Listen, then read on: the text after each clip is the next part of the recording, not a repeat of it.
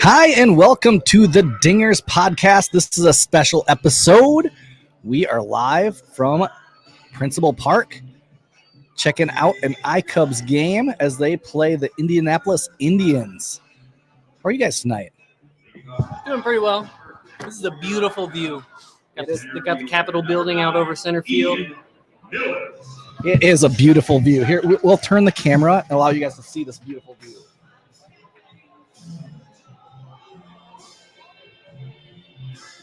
It's fantastic. And perfect night, nice and clear. Just a little bit of haze on the horizon. Nice and cool, not too hot. Yeah, Jeff's not sweating too bad yet, folks. Yeah, it's just great to be at a ballpark again. Like, it's been a while for me.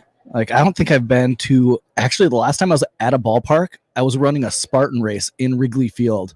I think was the last time I was at a ballpark. And so this is cool to be able to actually watch baseball and not run, because running sucks. Up and down and up and down and up Yeah, and stairs. now I have to run all these stairs. So it's great just to be able to take in a game. It's beautiful here. The scene here as we look out Principal Park and then see the state capitol in the background. It's just nothing's better than this, and hearing the sounds of vendors and hearing people yelling, and it's minor league baseball, so it's great. We just had a little kid put on a graduate costume. Yep. Getting a diploma from Grandview University. Yep, you got a diploma. Ian Miller just ground out to the first baseman. So we'll kind of keep you up to date of how the Iowa Cubs are doing in this game. But if you want to watch them, they are live on Marquee Sports Network, which is awesome that they're covering iCubs games this year. I think they have 14 right now scheduled, and hopefully they do more. Hype it up, get some more. Yeah. So let's talk a little bit. Let's go through the starting lineup for tonight and who the iCubs have going for the starting lineup. Yeah, so up first was Ian Miller. He's playing center field tonight. Then we got Avellino. He's playing third base. Ortega is playing right field. Higgins is at first. Mabin, you might recognize that name, out in left field. Lobaton is catching. Birch is playing second base. Sergio Alcantara, which we've heard good things about, is playing shortstop. And Cole Stewart is pitching tonight. Got through the first without any major issues. Hey, Avellino makes it safe to first on a head-first dive. Or no, he didn't make it. Well, no. Oh, he made it. He's safe. He made it. He moved a little slow afterwards. Let's hope the hands are okay. Playing some shenanigans out there. But Cole Stewart is starting pitching. I think we're going to see him up with the big club eventually this season. I mean, he was a number 4 overall draft pick. I can't remember. By the Twins. He has lights out stuff. Let's hopefully figure some stuff out from struggling in years prior, and does some good things down here so we can see him up in the big league club here soon. Yep. He did. Didn't he start, was it Wednesday night against the Dodgers, or was it Tuesday? No, that was Keegan Thompson. That's Keegan Thompson. Yep. Keegan Thompson. Yep. But yeah, Cole Stewart has good stuff. Let's see how he works out tonight. The first inning, he went through pretty smooth. Mm-hmm. And the Indianapolis Indians have some good players on their team.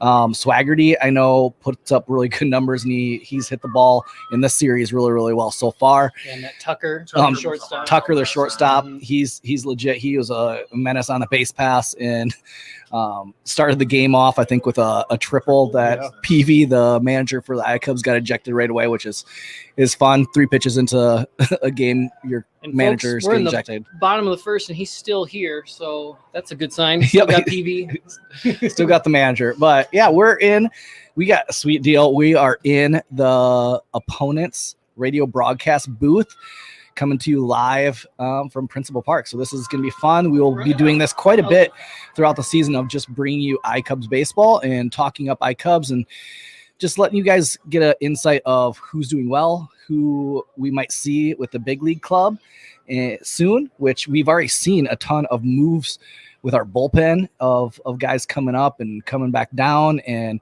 we've seen how Justin Steele and Keegan Thompson have done and how they've impacted the big league club.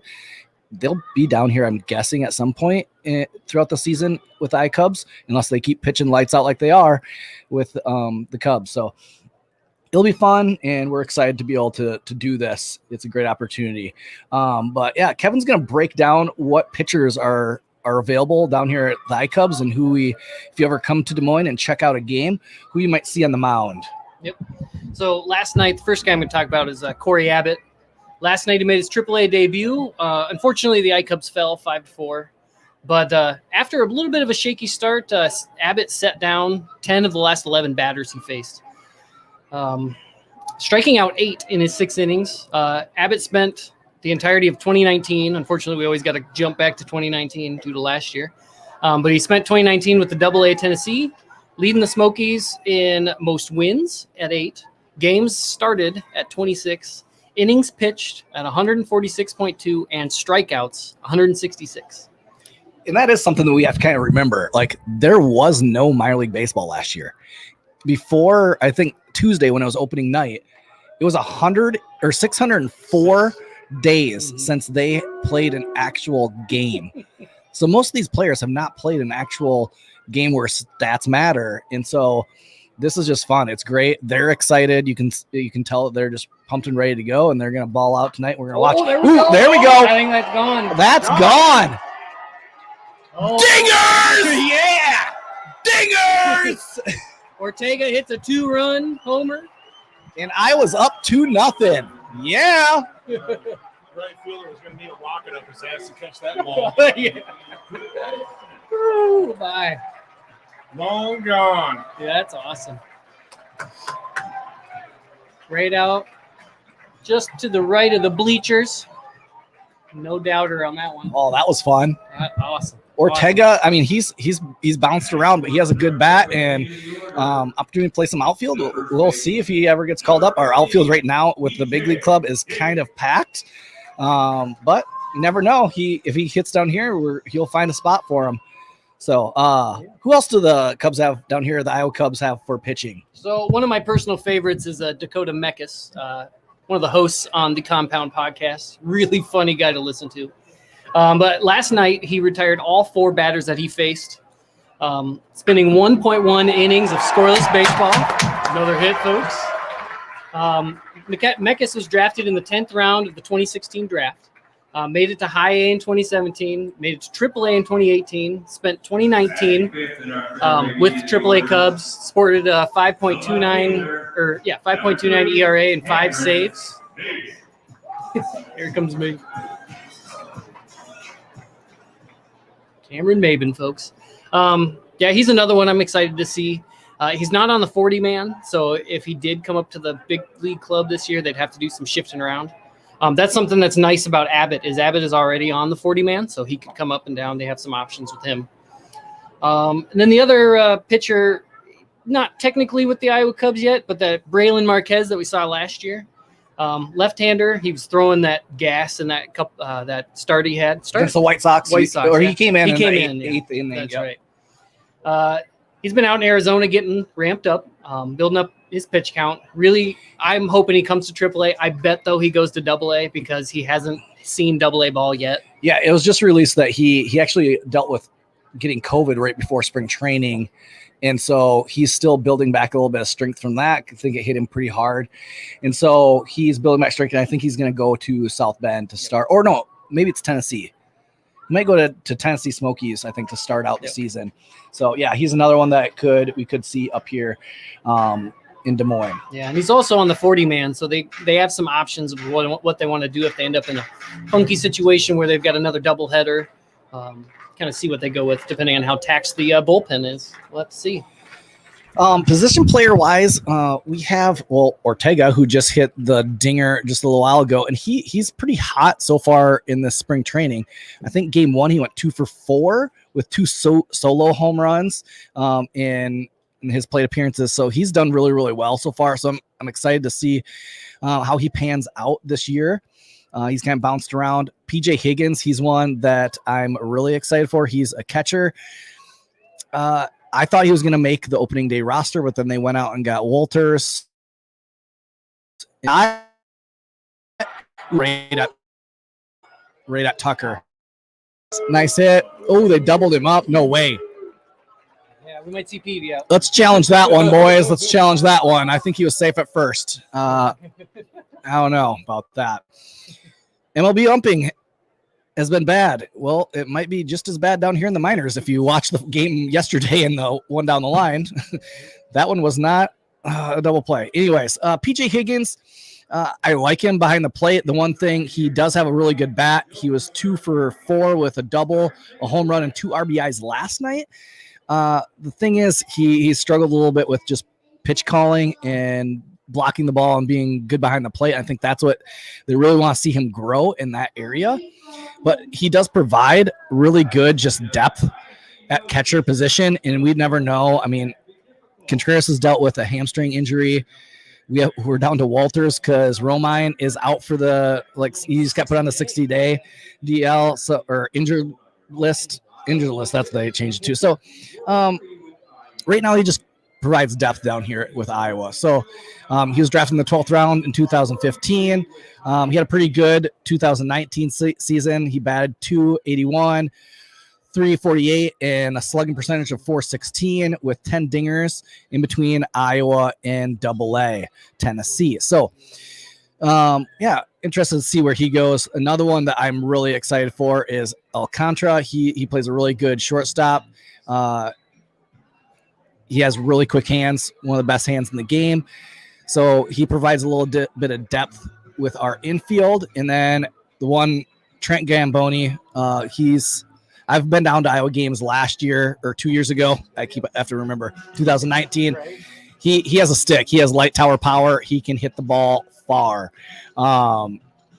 He had a choice apparently between pursuing baseball or drag racing. Right. Apparently his family are big drag racers, and his dad said, we're either going to spend money to invest in your baseball career or you're going to buy a car and drag race. I'm like going fast and straight. Yep. So he chose baseball, and we like it because he's done well down here at Iowa. He was selected by the Dodgers in the 30th round in the 2012 first-year player draft. He has a career 2019 had a career high 23 home runs. The dude is legit. He has light tower power. I remember I was here in 2019. We were sitting in the front row with my kids, and I think he had 2 home runs in that game. Just hits the ball all over the place. He's played 126 games in 2019. And 40 of those, he played in different positions. So he moves all over the field. He can play third. He can play second. He can play outfield. So he provides a lot of just flexibility and versatility. And he has a career slugging percentage of .416, which is ridiculous. So the dude can just put it in play. I like what I see with him. And, I mean, Cameron Maben out there, excited to see where he goes. And Jeffrey, do you want to talk a little bit about our outfield? Yeah. So our outfield really aren't AAA players or 4A players. All 3 of them have major league experience. Cameron Maben broke out in 2007 with the Tigers. Kind of kicked around. Go Tigers! He's kind of kicked around the league a little bit. He did pick up a World Series ring in 2017 with the Houston Trash Tros, but we won't hold that against him.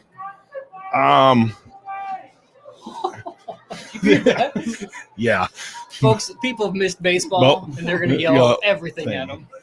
So Cameron Maben's kind of off. He's off to a slow start at the plate, but when he gets on base, he's a threat to steal anything down the line or into a gap, and he's got the ability to score from first. We got Ian Miller, which this isn't Ian Miller's first time in Iowa. He did play in the Mariners organization. I think back in 2014, he was playing with the Clinton Lumber Kings in Eastern Iowa. Like I said, he's got big league experience too. We got Rafael Ortega, who just hit a dinger a little while ago. Yep, who put us on the scoreboard. His major league, he's played for 4 teams. He's played for the Dodgers, Braves, Oakland, and with the Cubs. So I look, if injuries start piling up in Chicago, any one of these 3 can go up there and play a role with the big team.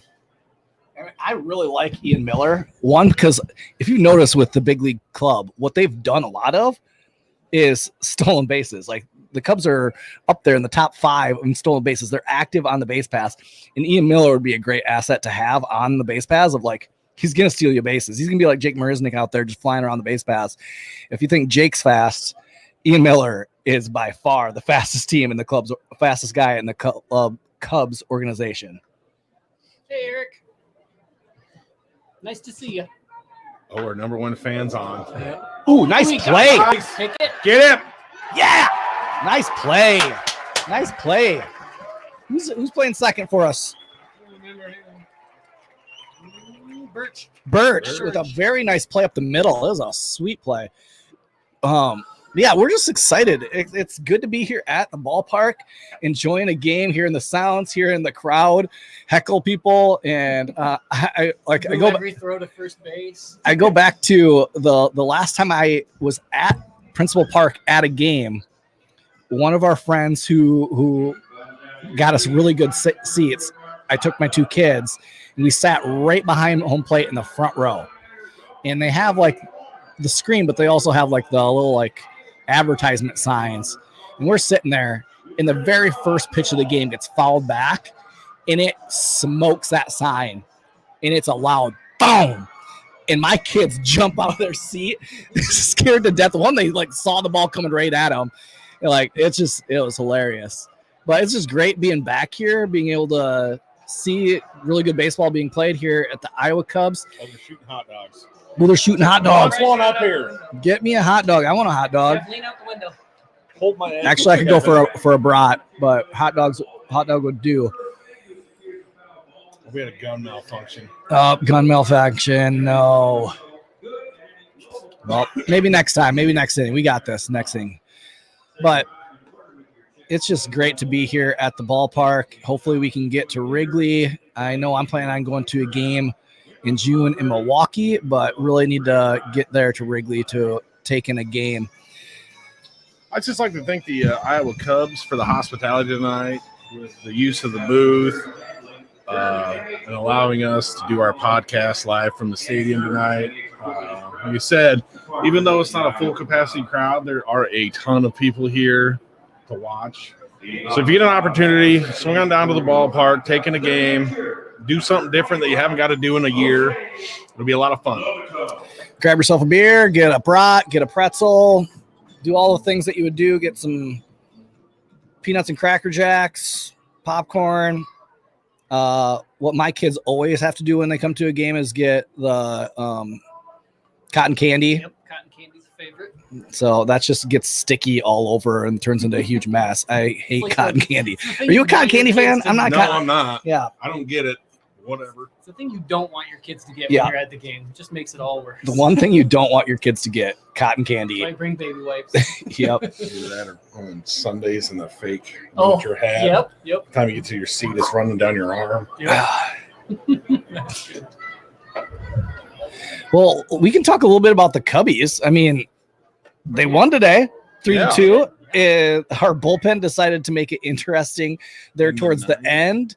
Kimbrel apparently wasn't available. I don't know. Chafin guy let off with a hit on Chafin, and then we brought in Tapera. He's struggled, and then Rex Brothers tried to walk in a run. The whole time it was like 3-1 with the bases loaded. I'm like, please swing, no matter what, please swing. Don't hit him. Don't hit him. Don't walk him. Let's Don't throw go. in the other batter's box. But yeah, got out of it. Got a good win today. That's 4 straight, boys. It's 4 straight. I wondered if they were thinking they need that all games have to go to extra innings. Yeah, and so they were trying to tie it up because games are just supposed to go 10-11. Yeah, I mean, they like the extra inning thing was working for them, so they're like, why not? Well, we can just go every game extra innings. I'm glad they didn't today.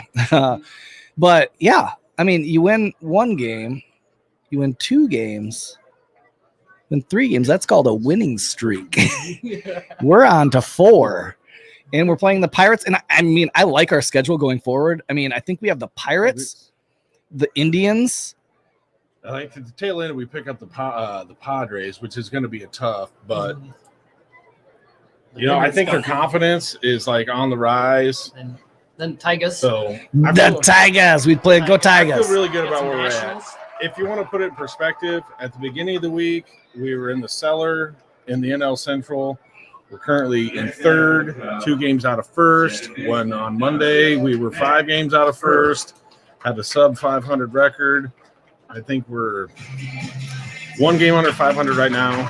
Things are starting to click for the team, which I kind of figured it would. Getting into May, things are starting to warm up. It's kind of feeling more like baseball season and not winter in Chicago. Yeah, and I mean, game 1 with the Dodgers, that was with the Kershaw-Hendricks matchup, which you were just hoping that Hendricks found it and figured stuff out, and he did. Pitched. That's where it was those 7-inning games. They're tough. I don't like 7-inning games because they seem like they just fly by. But we got on Kershaw right away. Our bats were going. I think Ian Happ led off with, or no, was it Ian Happ and then Rizzo went 1-2. 1-2 Bryant, and then Rizzo hit him in. Yeah, Bryant led off that game. He got hit, and then Rizzo drove him in, and you saw the offense clicking right away. I think Bodie drove in a couple runs right away. Javi took a walk, the second one of the year this year, which is good. And you've seen big things from Javi. His approach at the play has gotten a lot better. He isn't chasing every slider away anymore. Even though he's making contact with him. And that's the big thing. Like before, he was just swinging and missing. Just that contact. Jake Marisnik, man. He hit a dinger that game. And that's a guy, I think he's making a huge difference on this Cubs team of one, like I talked about earlier, the Cubs on the base paths. You see them stealing bases. And I go back to 2016. The thing that set that team apart was that they went first to third better than anybody in baseball that year. Even look in the World Series and Bryant going first to third in I think it was game 5 when Rizzo hit one down the line, and then he went first to home later, Bryant, to score a run. It's like those first to third and taking the extra base. You're seeing that a little bit more this year, and you're seeing Ross send some guys double stealing, and I like it. And we talk about minor league. We see Ian Miller down here. Same thing. He could be doing those things. But we did see a really good pitching performance by Hendricks in one complete game, 7 innings, gave up 7 hits, 1 earned run, and 6 Ks. Did really, really well. What do you think of Hendricks? Well, we got a pitcher to go longer than 5 innings. We got a pitcher into the 7th. You like the long outings by your starting pitching so you don't tax the bullpen every day, because if your pitchers are only going 4 or 5 innings, by the end of the week, your bullpen is pretty worn out with all the getting up, getting ready to go into a game, pitch 2-3 innings, throw a lot of pitches. So it was good to see Hendricks kind of have his command for that game, especially going up against a top-notch pitcher like Kershaw. I really felt like we were going to see like a 1-0 score or a 2-1 score, but the Cubs jumped on Kershaw right away and knocked him out in the first inning. So I was pleasantly surprised with that. I hope we see more of that coming up. And then in game 2, do you want to talk about game 2? Because that was a fun one. That had Keegan Thompson getting the start, which we would be seeing him right now with the iCubs, which I'm guessing will probably come back down just to get some innings, but pitched really well. 3 innings of solid baseball. Yep, 3.2 innings, 2 hits, 2 walks, 2 Ks. I know that when you look at like a big league starter, you're looking for 6, 7, 8 innings. The first guy's run up there, 3.2 is fantastic. His stuff looked great. It was a lot of fun to watch him be up there. And he was getting a lot of cheers from the fans and from the dugout. Was going nuts on him the whole time, which is awesome to see. Hayward hit a dinger off of Bauer. Always a good sign. I mean, I love Bauer. Mm-hmm, right. I like his antics. I think it's fun. Sometimes they're a little too much, like him grunting every pitch. Yep. Or after a swing and a miss was a little obnoxious because you're like, dude, you're down right now and you're like grunting. But Hayward's dinger off him was really good in beating him. I mean, Bauer is the reigning Cy Young Award winner.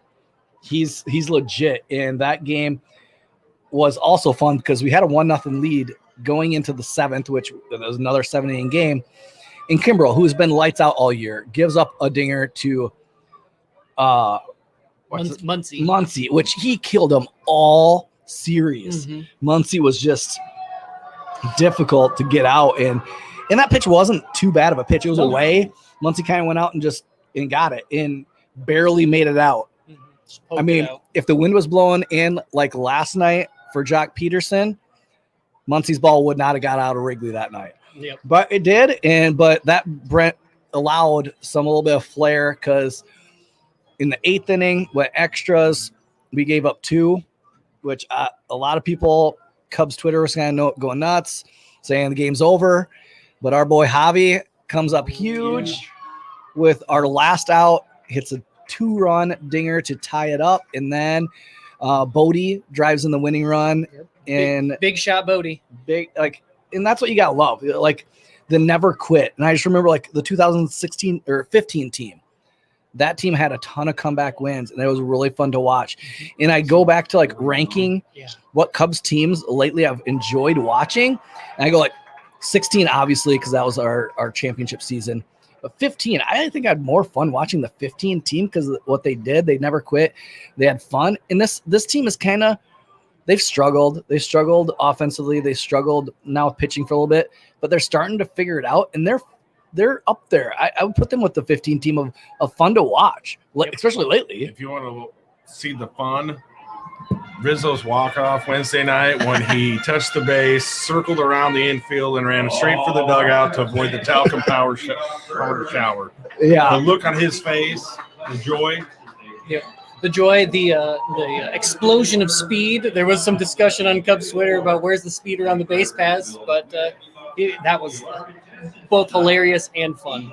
So that was game 3 where Rizzo hit the walk-off, and I mean, that had a really good matchup. You have Alzolay versus Walker Buehler. So we beat Kershaw. We beat Bauer. And now we have to face Walker Buehler, 3 of the top pitchers in all of baseball, and Alzolay, I would say Alzolay outpitched him. Yeah. Muncy got Alzolay for a dinger. And then when he came out, I think he got one other earned run to his name. But Marisnik, again, came up huge with a 2-run dinger in the 5th to tie it up with Duffy on. And Duffy, it seemed like in that game, he was on the base pass every single inning. Or every single time he was up to bat, he got on base. He had a fantastic series. I think him and Marisnik might be that change in the team that was just enough needed. They're not going to start every day, but when they do start, they're doing well, and they might earn everyday starts. You never know. Which is going to cause some problems. You even see it with Ian Happ today.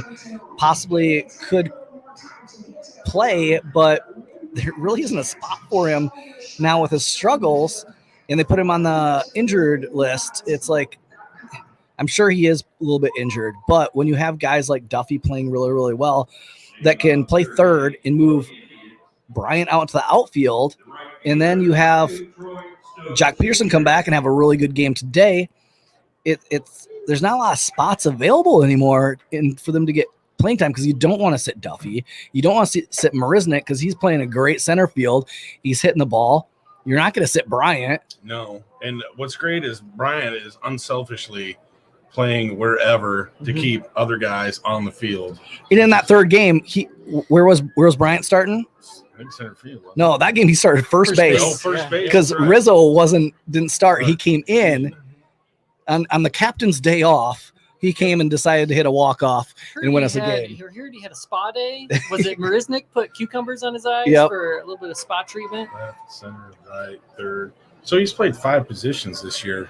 He started at 5 different positions. Yeah, but that game was fun because, again, it went extra innings. You had a little bit of flair and excitement, some really weird defensive plays that were confusing to watch, and I think they were just weren't on the same page with Javi and Rizzo. It's a good article about it on Bleacher Nation today. And then Jock Peterson hits a pimped sac fly, which Boog thought it was gone. Yep. Everybody really thought it was gone. And it was like the front of the warning track. Right. Yeah, like it dropped like right in front of the basket. I mean, it wasn't even off the wall. I mean, it was high. The look on Peterson's face. Yeah. I mean, that's another, we've had a couple of wonderful little instances in games where you can take images, Baez flipping off Amir Garrett. Now we've got the Jock Peterson cringe face. Yep.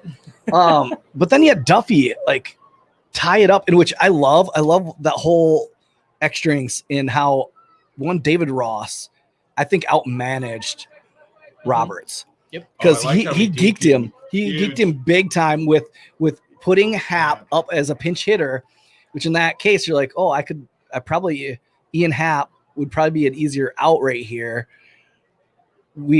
But they're forced him to almost have to pitch to Duffy in that situation, and Duffy hits one liner right up the middle, driving in the tying run, and then Rizzo walks it off. And man, you just love to see the.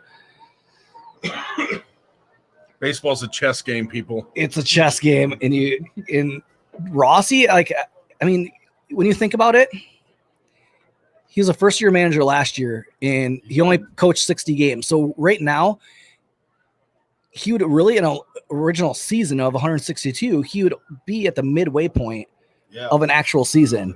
And the dude is handling the bullpen, I think, fine. He's doing great. I think him being a catcher helps.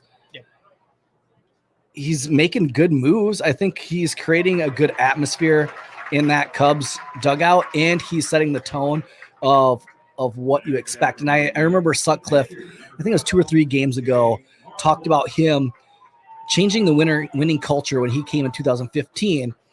I think they were in spring training, and that's when Castro was still around. And Sutcliffe tells the story of they're out there, and I think they were doing double play rundowns, or maybe it was like relays, and Castro just didn't want to do it. And Ross took off his mask, went out there, got in his face and say, that's why you guys are losers. That's why you guys can't win.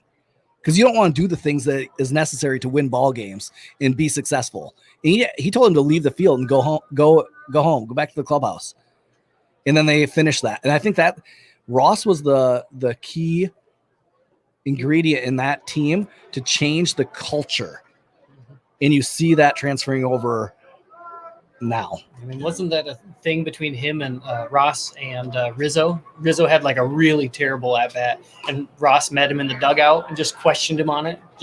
And it's not a putting him down questioning. It's a, hey, we know you're better than this, and it just kind of reminds the guys, you got that veteran influence. We did talk a little bit about Happ going on the 10-day DL. With that move, it brought Nick Martini from Iowa, which he would have been here tonight, up with the big league club. They also made a move with Jason Adams being recalled and Kyle Ryan being DFA'd. So if he clears waivers, Kyle Ryan will be here with the Iowa Cubs. Hopefully that happens. I do like Kyle Ryan. I think he doesn't have amazing stuff, lights out stuff, but he does kind of know how to pitch, and he is a lefty, so it adds a little bit of depth to our bullpen. So we'll see how that goes from there. But yeah, man, the lights are on. It's starting to get dark here at Iowa, and the field looks amazing. We got top of the third, 2 outs. Cole Stewart's got 5 strikeouts already, 1 walk. What a lawn that looks like that. Yeah. Right? I want to not have to mow it like that and have it just look like that every day. Right. You know what I was wondering? Like, I've heard a lot of people in talking to our podcast, they've really liked your voice, Jeff. Are you serious? Yeah, they think you have a really good podcasting voice. Get that nice. Who the hell said that? People talk, man. Whatever. People talk. You know what? I'm interested. Like, have you ever thought about being a broadcaster? I know, like, Alex Cohen, he does a great job here with the Iowa Cubs. This next half inning, I'm going to challenge you. We're going to do a little. I want you to do a little play-by-play of the Cubs batting in this next half inning. Do you think you can do that? Probably not. Fly ball, caught. Wow, Monty. Those passes are really paying off. No, and this isn't planned. I'm springing this on Jeff. You can tell he's a little getting flushed, which is going to be fun. Oh, T-shirts. I want a T-shirt. Shoot it through the window. Kevin, I'm going to grab you by the ankles. Hey, so I'm learning something, folks. If you're gonna come, oh no, they are doing it on the. Oh, that's on the roof. That's on the roof. Though I'm looking on the roof, and there's like one, there's a two, shirt on the three, roof. four shirts on the roof up here. So what I'm noticing, folks, is they're throwing and shooting stuff not into the lower section as much, but that just underneath. Wow, we could have maybe got that one. Just underneath the. That's the second to awning. last row. Yeah, they're really shooting that. Here we go. Coming up. You got Miller, Oh, Miller, Avellino, and Ortega. again. All right. So we're gonna do a little play-by-play during this for this next inning, and have Jeffrey do the play-by-play. I think this is gonna be fun. I think he's gonna do a great job. We have Ian Miller coming up, and then we have who's next? Oh, no. Ortega was. Ortega's third in I missed it. Avellino. Oh, that sounds right. All right. So do you want me to try first? Maybe we'll share this experience. Okay. We'll do play-by-play and color commentary. So I'll do play-by-play. You want to do color? Sure. All right. First up to bat here in the what inning are we in? Bottom of the third. Bottom of the third. First at bat is Ian Miller, number 9. Ian Miller currently is center field. Has a 200 batting average, 1 RBI. He is 0 for 1 currently tonight. Lefty. The pitcher Into his wind up. That's a ball all day. I remember Ian Miller last year with spring training. He had a really good spring training and did a great job. I thought he was going to make the opening day roster. Next pitch is another ball. Just a bit outside.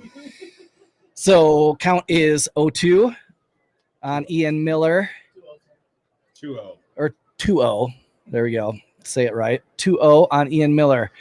Hey, that guy's got candle down there. The set, the pitch, and strike. Swinging and a miss on a nasty little curveball. Low and inside. Try to golf it out of the park. I like what Ian Miller brings. He takes really good at bats. He gets on base, and he can hit that ball on the ground and beat it out. I like what he's going to do here. I think he's going to get a base hit. Another ball. It's 3-1. He held off the same pitch that he just swung at previously. Good eye. In the comments, let us know how you think we're doing. If you think we're trash, Don't we know be it. afraid to say so. It's fine. Here You're we not go. gonna hurt my And the feelings. next pitch is Oh, hit. Ian Miller, Gonna make it. you can't Losing the sun. overreact over every fly ball, guys. Damn. You gotta be professional here. I really thought he had it.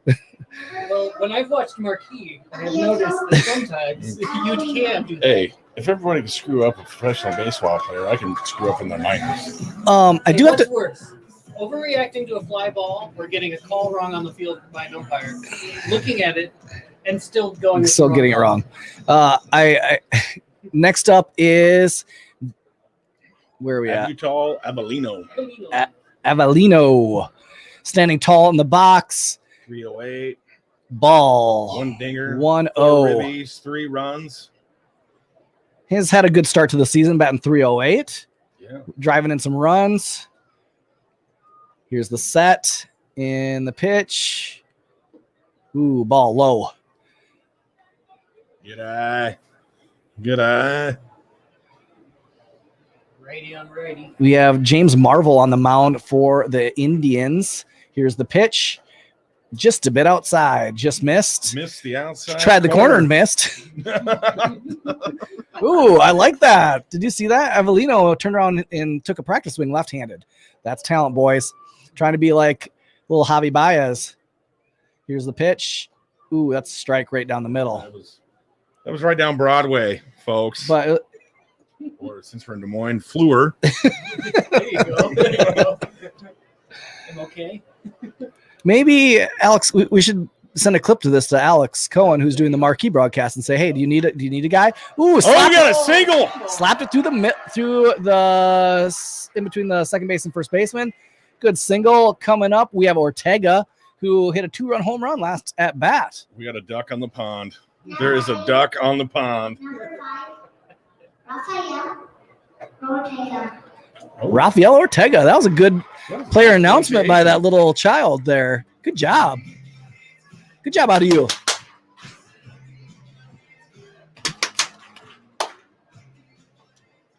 All right, let's see how we do here. Come on, hit one into Rod Beck's front lawn. We got one out, guy on first base. Ortega, just a bit outside. Missed on the outside.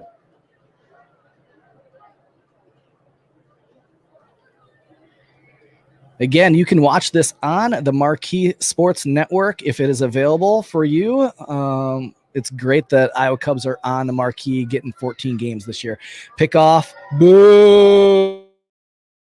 You boo every single time somebody does a pickoff move, but that's the thing. That's like the 17th throw to first this game. All right, here we go. Checking the runner, and here's the pitch.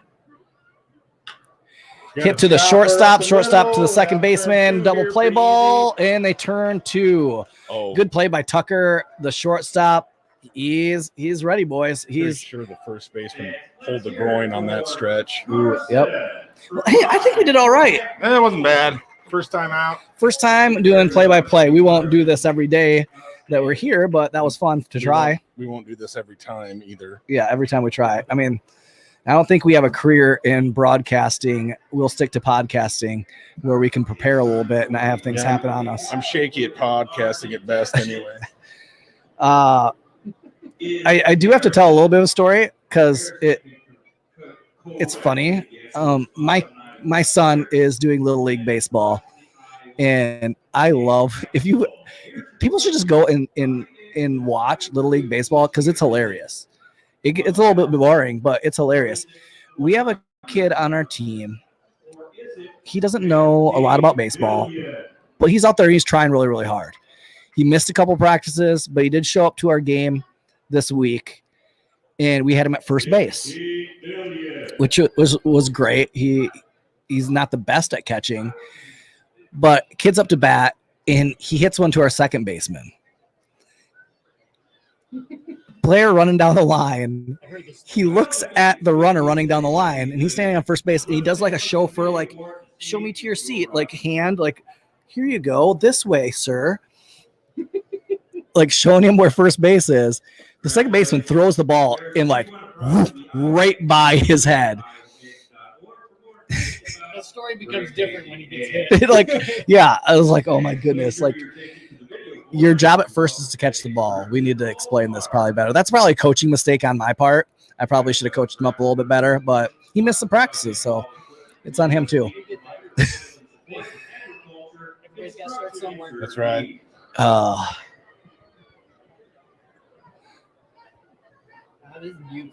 It is beautiful. We'll do one more little show of the beautiful Principal Park in our Capitol right out there. If you can see it, it's kind of hard to see the Capitol building back there, but it looks beautiful. Here we got Tucker up to bat, but it is beautiful. You can see